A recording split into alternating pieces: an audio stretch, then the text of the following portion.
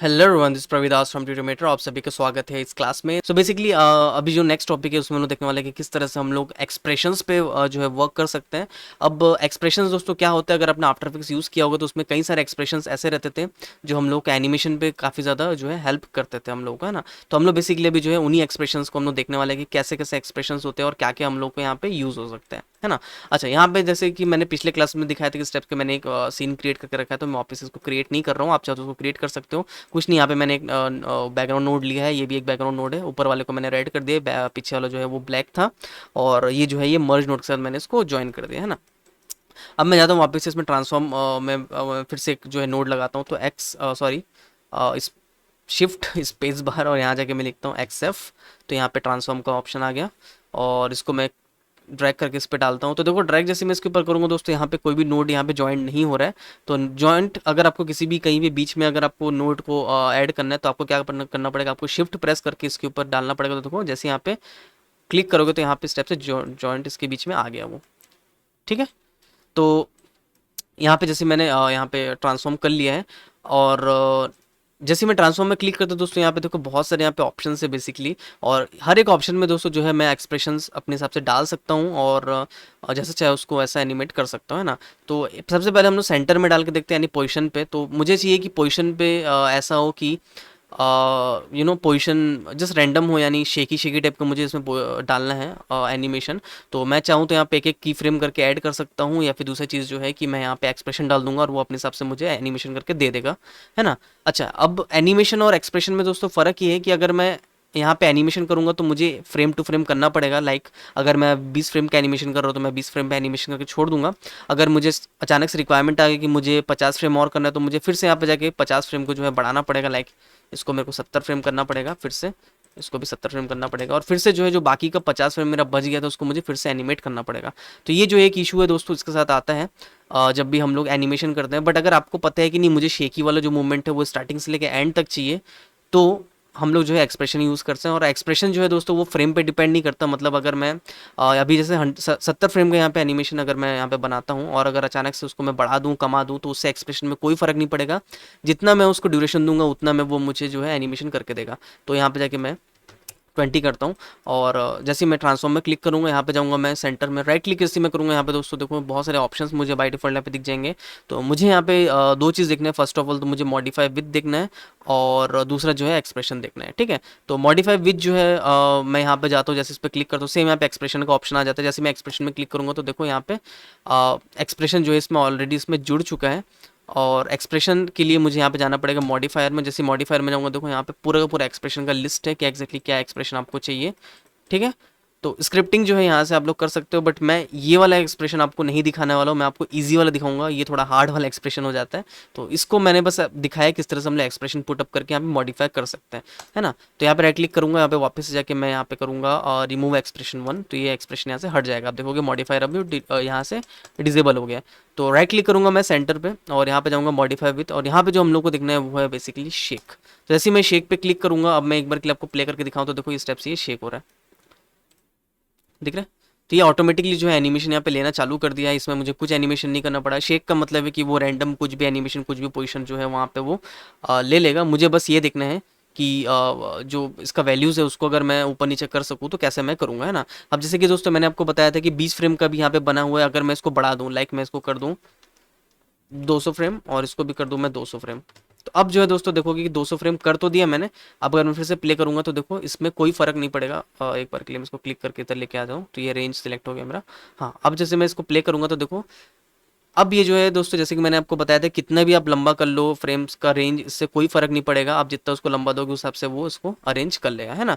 अच्छा, अब जैसे कि मुझे इसको एडजस्ट करना है कि कम ज़्यादा हिल रहे ज़्यादा हिल रहे, जैसा भी मुझे इसको मूवमेंट देना है तो वो कैसे करूँगा वो मैं देख लेता हूँ। सेम यहाँ पे मॉडिफायर के अंदर आऊँगा। जैसे मैं तो मॉडिफायर के अंदर यहाँ पे दोस्तों को रैंडम सीड्स है, मतलब अगर आपको और थोड़ा रैंडमाइज चाहिए तो क्लिक करते देखो ये अपने हिसाब से रैंडमाइज सीड जो है उसको लेते रहेगा। अच्छा, नेक्स्ट जो स्मूथनेस है बाय डिफॉल्ट देखो ये काफ़ी स्मूथ यहाँ पे एनिमेशन दे रहा है। अगर मुझे चाहिए कि एकदम अनस्मूथ वाला एनिमेशन दे तो इसको स्मूथ को मैं कम कर दूंगा। अब देखो किस टाइप का एनिमेशन देगा, देखो दिख रहा है। मतलब बहुत ज़्यादा जर्की जो है वो एनिमेशन मुझे यहाँ पे देगा। अच्छा नेक्स्ट जो है यहाँ पे मिनिमम पॉइंट और मैक्सिमम पॉइंट है, ये जितना दोस्तों पास पास रहेगा ये उतना कम मूवमेंट होगा। अब जैसे मुझे लग रहा है कि बहुत ज़्यादा इधर उधर जर्की हो रहा है, तो देखो मैंने इन दोनों को पास पास कर दिया, मतलब जो रेंज है मैंने इसको मूवमेंट होने का वो कम कर दिया, दिख रहा है इस स्टेप से। अगर मैं मिनिमम कम कर दूंगा तो देखो स्टेप से वो लेफ्ट साइड में ज़्यादा मूवमेंट दे रहा है। अगर मैं राइट को उसको मुड़ा दूंगा, देखो ये राइट साइड में ज़्यादा मूवमेंट दे रहा है। अगर मैं दोनों को एकदम बीच में ला के रख दूँ तो देखो एकदम कम मूवमेंट। अगर आपको स्टेप से कोई चीज़ कांपते हुए चाहिए, दिख रहा है, तो कितना अच्छा यहाँ पे एनिमेशन आपने यहाँ पे बना दिया सिर्फ इसको एक्सप्रेशन एक डाल के। ठीक है, तो दोस्तों इस टाइप से आप जैसा चाहे वैसे रैंडम सीट्स वगैरह आप ऊपर नीचे करके कर सकते हो। आप स्मूथ करोगे तो देखो जितने करोगे तो स्मूथ स्मूथ हो रहा है। ठीक है, तो अब मैं जूम करके दिखा दूँ, देखो एनिमेशन कब काफ़ी हद तक स्मूथ हो गया। अब ये डिपेंड करता है कि आपको कितने स्मूथ चाहिए, दिख रहा है स्टेप से। तो इस हिसाब से जैसा चाहे आप वैसे इसमें खेल सकते हो। अच्छा सेम चीज़ जो है मैं यहाँ पे आऊँगा वापस से टूल्स में, और यहाँ से एक बार के लिए मैं सेंटर से हटा देता हूँ एक्सप्रेशन, मुझे एक्सप्रेशन नहीं चाहिए, रिमूव शेकर हटा देता हूँ मैं। अच्छा अब जो है हम लोग रोटेशन पे भी देख लेते हैं, यानी एंगल पे। अगर मुझे चाहिए कि ये जो है ऐसे स्टेप से रैंडम मूवमेंट इसका होते रहे, तो राइट क्लिक यहाँ पे करूँगा मैं, यहाँ पे जाके मैं करूँगा इसको मॉडिफाई विद, यहाँ पे जाके मैं कर दूंगा शेक। ठीक है, एक बार के लिए प्ले करता हूँ, तो यहाँ पे देखोगे कि ये ना के बराबर हो रहा है और एकदम कम हो रहा है। देख रहे हैं यहाँ पे एकदम कम यहाँ पे मूवमेंट हो रहा है। सो बेसिकली ये इसलिए है क्योंकि यहाँ पे मैंने रेंज जो दिया है वो अभी तक यहाँ पे रेंज मैंने दिया नहीं है, तो रेंज को जाके मुझे वहाँ पे पुटअप करना पड़ेगा, तब जो है ये सही से हो जाएगा। तो सेम यहाँ पे आऊँगा मॉडिफायर, यहाँ पे देखोगे रेंज जो है मिनिमम मैक्सिमम 1 डिग्री का ही है। ठीक है, तो ये बेसिकली वैल्यूज़ है कि जो भी वैल्यूज़ यहाँ पे होती है, तो अब देखो 1 डिग्री अगर कोई भी चीज़ रोटेट होगी तो मुझे उतना ज़्यादा यहाँ पे नहीं दिखने वाला। मुझे क्या करना पड़ेगा, एक बार के लिए साइड कर लेता हूँ, तो मुझे क्या करना पड़ेगा दोस्तों, इस वैल्यू को बढ़ाना पड़ेगा। तो मैक्सिमम वैल्यू मैं यहाँ पे कर देता हूँ लाइक 90। अब देखो जब मैं इसको मूवमेंट करूँगा तो ये ज़्यादा मूवमेंट हो रहा है, दिख रहा है। तो ये आपके ऊपर है कि दोस्तों आपको जितना चाहिए आप उतना यहाँ पे रेंज इसका बढ़ा दो अपने हिसाब से, और यहाँ पे अपने हिसाब से देख लो कि जैसा आपको रेंज चाहिए ना। स्मूथनेस कम चाहिए तो कम करो, देखो स्टेप से ज़्यादा, दिख रहा है। स्मूथ जितना करोगे उतना ही स्मूथ हो जाएगा। तो इस टाइप से दोस्तों जैसा चाहिए वैसा आप यहाँ पे एक्सप्रेशन डाल सकते हो, रेंडमाइज कर सकते हो। अच्छा आपको चाहिए कि नहीं ये जो एक्सप्रेशन है मैं इसको थोड़ी देर के लिए जो है डिसेबल करना चाहता हूँ, तो मॉडिफायर में जाके यहाँ पे दोस्तों इसको देखो आप ऑफ करोगे तो अब देखो इसमें कोई भी एनिमेशन नहीं होगा। ठीक है, बट ये टेम्पररी ऑफ है, ये परमानेंट ऑफ नहीं हो रहा है यहाँ से। तो अगर आपको परमानेंटली इसको हटाना है तो यहाँ पे एंगल में जाकर राइट क्लिक करके आपको करना है रिमूव शेक। ठीक है, अच्छा यहाँ पे जाके मैं इसको कर देता हूँ वापस से 0, तो एंगल हो गया 0। अच्छा अब मैं चाहता हूँ ऐसा हो कि ये जो है कंटिन्यूसली रोटेट होते रहे, लेफ्ट साइड राइट साइड जैसा भी हो कंटिन्यूसली रोटेट होते रहे, तो उस केस में हम लोग क्या करेंगे वो हम लोग देख लेते हैं।